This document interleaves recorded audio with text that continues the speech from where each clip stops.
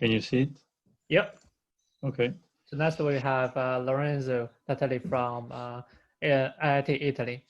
Here you are, Lorenzo. Yeah. Can you see the mouse if I move it? Yeah. On the slide. Okay. So if I point to a slide, you can see it, right? Okay. Yeah. Okay. Sorry, I'm not very familiar with Zoom. Okay, so thank you very much for inviting me to this workshop. And today I'm going to talk about some work we've been doing on object detection and pose estimation using visual information and tactile information. Okay, so I'm leading the humanoid sensing and perception group in IIT. And this is an overview of the work we do. We work on developing our platforms. You're probably familiar with the iCub and more recently the R1. And then we have three main topics of research. One is perception, one is interaction, object interaction, and how to navigate in the environment to bridge the gap between perception and interaction, how to move and go to interact with objects when you see them. Today I mostly focus on perception only, and this is the overview of my talk. I will speak about our work on the fly learning for object detection, and okay.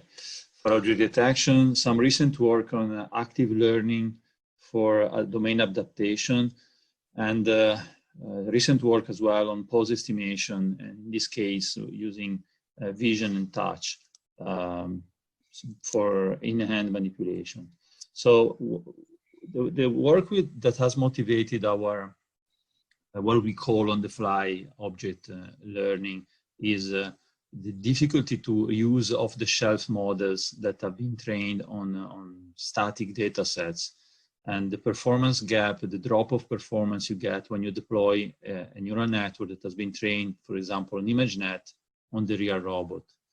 And so what we basically started to address is how to let the robot autonomously learn or learn by interacting with people, with humans, in order to adapt what has previously learned from a data set like ImageNet. So this is the scenario we've been working on, is a human-robot interaction scenario where a human can interact with the robot and is teaching the robot to recognize objects, novel objects. And you see here these demonstrations. You can go to the robot and with speech, you give the name of the robot. In this case was Cap, Octopus, and Squeezer. And then by tracking the object using either motion or depth information, depth segmentation, the robot can track the object, extract frames, and then automatically adapt the neural network that is using internally to detect or recognize objects. So we've been working in the past with the object recognition, and now a bit more recently we started to work on object detection. What is object detection? The task of object detection is not only to recognize an object that is in front of the camera, but also to detect, to localize it inside the frame. And here you see the architecture that we've been using, which is faster RCNN.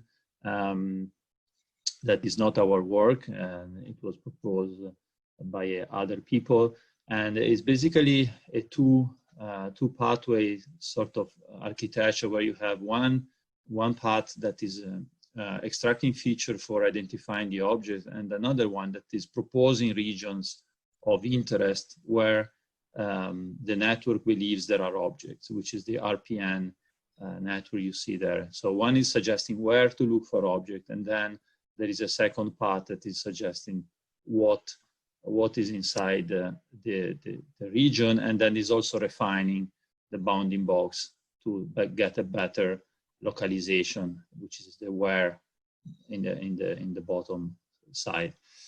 So what is challenging here is in the training is the fact that when you see an image and you have a labels on top, you have a lot of labels on the background and very few on the foreground. So you have, in this example, you have 3 apples. These are 3 positive labels. And then there is a lot of negative samples from the background because the background doesn't have objects. You have random bounding boxes, and it is very difficult to sort out which one are relevant for the task and which one are like noisy, more noisy and not relevant for the task. So the problem is that when you train these systems is that you have tons of negative examples from the background and a very few positive examples compared to the negative ones. And you end up with a very large data set, which is unbalanced, as I was saying. So there are more labels from one of the 2 classes that you want to classify. And the majority of the class is populated by examples that are easy sometimes, so they are not very relevant for learning the task and redundant.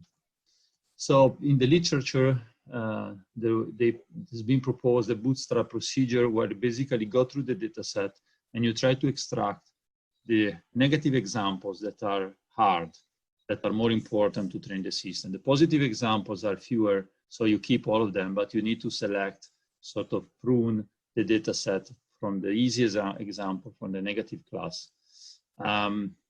So what we proposed is basically 2 solutions to this training issue. One is to modify the neural network so that you don't have to train you don't have to retrain the full system when you learn new objects, but you retrain only a part of it. And for basically, if you take the neural network I was showing before, what we do is we pre-train the network, and then we select the last layers on the right, and we substitute them with kernel methods, and in particular, a flavor of kernel methods that are being designed to be very fast. And so they come from a family of kernel methods that are approximated kernels, where you basically have a simplification of the kernel, but you retain the powerful, the capability of the network to learn complex classifiers. But you can train this system in very short amount of time with very few computation. And the idea is that when the robot has to learn a new task, is retraining this part of the network and is keeping the other layers unchanged. And for the bootstrap methods, so this is again the bootstrap system I was describing before in words. The solution in the literature is to keep the positive examples and then go through all the negatives, train the system many times, and you train the system with a subset of the negatives. Then you challenge the system, and the negative examples that are misclassified are selected to be the hard ones. And then you grow a data set only with the hard examples. So you go through the whole system, through the whole data set. You train the system many times. Every time you train the system with a subset of the data set, you extract the samples that are misclassified. You keep them, and you build a new data set that is only containing the hard examples, the one that has been misclassified. As you can guess, this is a very time-consuming procedure. And we propose what we call the mini bootstrap, which is basically a simplification of this selection mechanism, which goes through a simplification that is basically based on random extraction of negative example from the data set. So instead of going through the system, through the data set exhaustively, you just select random negative examples, and then you train the system on a subset. So putting all these 2 features together, the mini bootstrap and the kernel method, substituting part of the neural network, these are some results we got. So on the right, you see system on a computer vision data set, PASCAL, and on the left you see a benchmark on a data set acquired from the iCub robot. And in both cases, you see that we can manage to reduce the training time significantly in a fraction of the training time of the original work, which is the full retraining. We can retrain the system with comparable performance. There is a slow drop in one cases, but it's still reasonably okay, and you get a big gain in terms of computation time. So this is a video showing how you can retrain, you can teach the R1 robot in this case how to recognize a new object. In this case, Lisa is presenting the R1 a blue cup that does not being trained in the system. So it's a new object, and Elisa is saying that this is a glass and it has to be learned. And then this is the training procedure. In this case, by tracking the object, the robot is extracting frames, and these go into the classifier, which is retrained in a very short amount of time. In this case, because there are only fewer objects to be learned, the system is even faster than the benchmark I showed before. It's basically able to retrain, to relearn in a fraction of a second.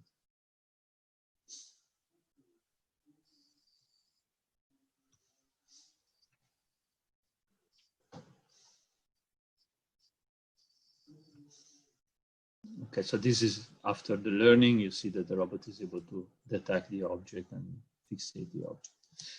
Now, one of the questions is how well or how bad the robot is able to see and recognize objects from a different domain. So when the robot is learning objects in our scenario, you see that there is a human showing the object. So there can be a certain background, and also there are the hands of the operator, the human, that go into the object demonstration.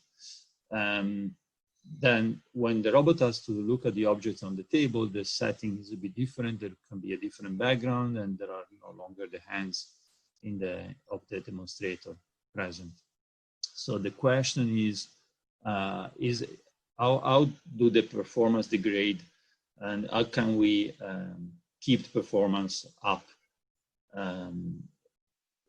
How to retain the performance of the recognition when the robot is moving from one setting to the other one. So the performance drop, and we know that they drop, and I don't have a plot now showing how much they drop, but then the question was, how can we make the robot adapt and transfer the learning from the in-hand demonstration to the tabletop setting? And the solution we propose is to use an active learning strategy where the robot is basically trying to recognize the objects using what has learned from the in-hand demonstrations, and is propagating labels from what has learned previously on the tabletop. And this is an active strategy because the robot is basically autonomously label objects, and in case it sees that there are objects that it cannot classify, is asking the human for help. So this is the system on the left. We start from a supervised phase, the one in blue on top here, which is the conventional supervised learning, and you grow a data set and you train the system that I was showing before. Then you have a second phase where you receive new images that are not, there are no labels, and you want to classify these images, or you want to ask humans for help only for a subset of these images. So you basically go through the object detection system as I was showing before, and you can try to classify these objects. And then, so you will get some bounding boxes around some objects. And there is a weakly supervised strategies that is trying to guess which of these classifications are robust enough to be used in a new data set, to be added to the data set for retraining the system. And if there are some that are unreliable, then the system asks the human for help, for a label. So it's basically able to automatically label some of the objects, some of the bounding boxes, and for those that are uncertain, it asks help from an external supervisor, in this case the human. If you do this, on the right you see the performance plot. The red spot here is the transfer if you don't do any retraining. So if you only learn from the supervised in-hand demonstrations and you test the system ability to categorize objects here, you have a drop of performance. And if you do a full supervision, so you also manually label these images here, you get this performance here in the blue. In between, you have what the system is able to learn using this active strategy. And on the x-axis, you have the number of manual annotations that has been required to the external user. And these are intermixed with the labels that the system, the robot, is able to autonomously acquire. And in green, there is this active strategy we propose, and in light blue, there is a random, it's a baseline where the robot is just randomly selecting which objects need to be asked to the human and which can be used as a label automatically. And you see that we can get, first of all, we get better performance than the full training. And this we're still investigating this, but the intuition is that in this case, there is some overfitting, and by randomly and by autonomously exploring the data set, the robot is able to overcome for this overfitting. And we can do also better performance. We get better performance than the baseline, which is just a random extraction. So this is a demonstration, is a video that shows how you can exploit this strategy. Here, there's an initial phase that is a supervised training, in-hand demonstrations. And then later, the robot is challenged to recognize the objects on the table, and is moving around and trying to recognize these objects. In this case, he's not able to detect any label, so he asks for the human help. So there is an interactive phase you see on the bottom, where the human is drawing bounding boxes around the objects. And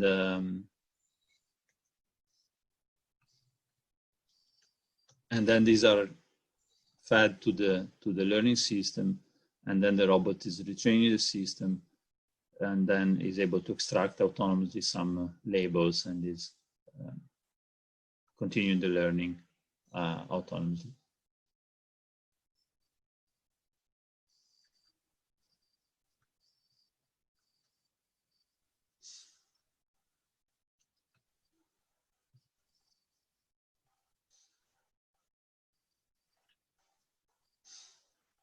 Okay, and you see on the top that now is extracting the training frames automatically, and these are used later for recognizing the object autonomously.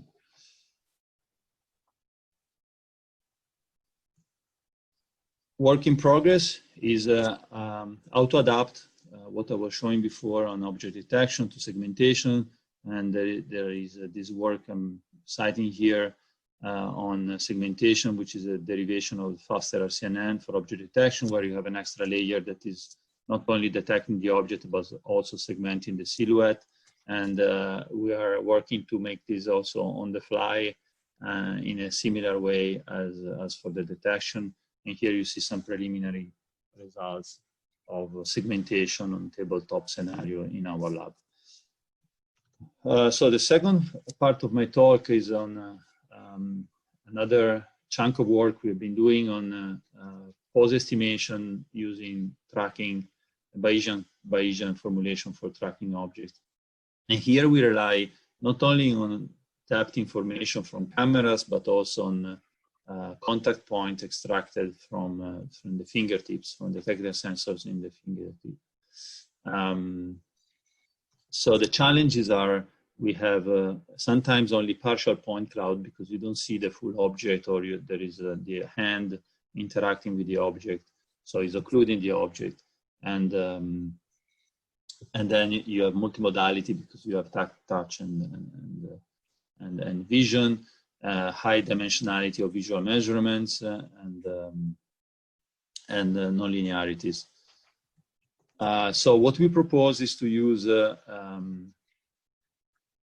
segmentation algorithm like MaskRCNN and unscented Kalman filter to track the object. So the idea is that you start with a segmentation, looking at the scene, you segment objects, and you extract the depth information that is relative to the object you're interested in using the segmentation. So you apply the segmentation as a mask on the depth, and you extract the point cloud of the object. And then this is fed to an unscented Kalman filter that is comparing a set of hypotheses on the pose of the object and against the point cloud that is extracted from the robot, and is using the correction prediction loop in the Kalman in the Kalman filter for each particle, is selecting the best pose of the object. Some ingredients you see on the left, the particle filter. So each particle is representing an hypothesis of the pose of the object, and by using multiple particles, you approximate the probability of the pose, the probability distribution of the pose of the object. A motion model to predict how the pose will evolve in time. In this case, we use white noise acceleration because we don't have better guess of the speed of the object at the moment.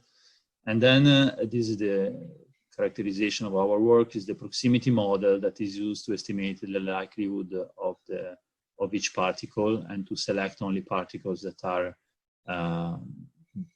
closer to the real pose, that are representing the pose of the object. The proximity model is basically, we use for each point in the point cloud, we project the point cloud to the model of the object, given an hypothesis of the pose of the object. And by nearest neighborhood, the distance between these points is used as an estimation of the error that the particle is doing in estimating the pose of the object, which is the likelihood that is used to adapt the particles. And another couple of ingredients to make the algorithm work in real time is we use a serial formulation of the Kalman filter, which allows to solve a much smaller problem, which is proportional to the number of to the state sides instead of the number of measurements. When you have a standard Kalman correction, you need to invert a matrix that is 3 by m by 3 by m, the covariance matrix, and where m is the number of measurements. When you have information from a depth camera, as you can guess, the number of measurements is large, so the inversion of this matrix becomes computationally expensive. There is an equivalent formulation that reduces to invert a much smaller matrix, which is only 2n by 2n, where n is the state size, in our case is 6. And also to speed up the lookup for nearest neighborhood in the likelihood computation, we use KD trees. So this is a video showing the object tracking in presence of occlusion. In this case, we compare our approach on the right with dense fusion, which is a network for pose estimation. And you see that using the Kalman filter, you can get a much more stable prediction, especially when you have large occlusions. And this, of course, benefits from the fact that we use a temporal model that is preventing the system to drift or to become confused when you don't have enough information. For in-hand manipulation, this same work has been integrated with hand tracking. The hand tracking is previous work we did in the past, and is able to give you a segmentation of the hand of the robot. Then getting 3D points from the tactile sensors when the robot is touching the object.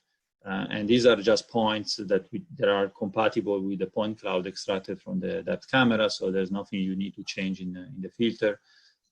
You can get an estimation of the pose of the object while the robot is touching the object. So we segment the object using mask RCNN, and then we also segment out the hand using our hand tracking filter, and then the point cloud from the object and the points extracted from the tactile sensor are used to estimate the pose of the object. And here you see the results on the left. This is tracking the... Sorry, Lorenzo. Yes. Oh, we are running out of time now. Okay. Sorry. Yes, I'm done. I'm done. Sorry if I didn't see your message. You can go through the slides quickly. Yeah. I'm actually done. Thank you.